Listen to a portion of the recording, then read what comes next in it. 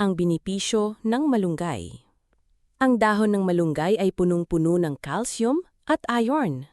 Ang calcium ay nagpapatigas ng ating buto at panlaban sa osteoporosis.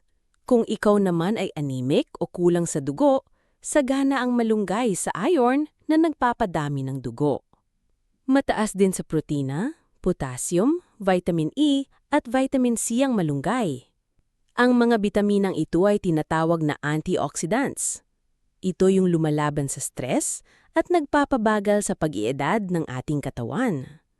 Kumpara sa ibang prutas at gulay, ang malunggay ay may mas maraming bitamina. Super gulay talaga ang malunggay.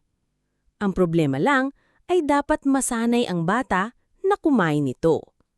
Ang prutas ng malunggay ay masustansya rin at mataas sa carbohydrates, calcium, iron at phosphorus. At dahil sa bitamina nito, ang malunggay na yun ang pinapakain sa mga payat at malnourished na bata. Mura at masustansya ang malunggay.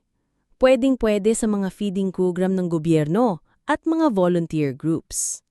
Para sa may sakit, una, pampalakas ng katawan. Kumain ng isang tasang dahon ng malunggay araw-araw para mapunuan ang bitaminang kailangan ng katawan. Pangalawa, pamparami ng gatas ng ina. Kapag kulang ang gatas ng ina, kumain ng isang tasang dahon araw-araw. Pwede rin pakuluan ang dahon at gawing tsaa at inumin. Pangatlo, para sa constipated.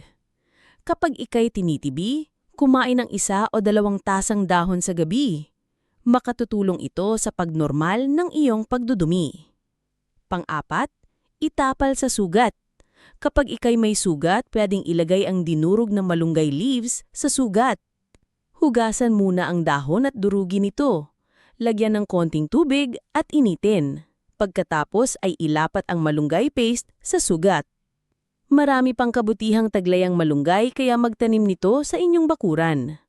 Always remember, health is wealth. Kaya i-share na rin ang video ito sa ating mga mahal sa buhay. Maraming salamat!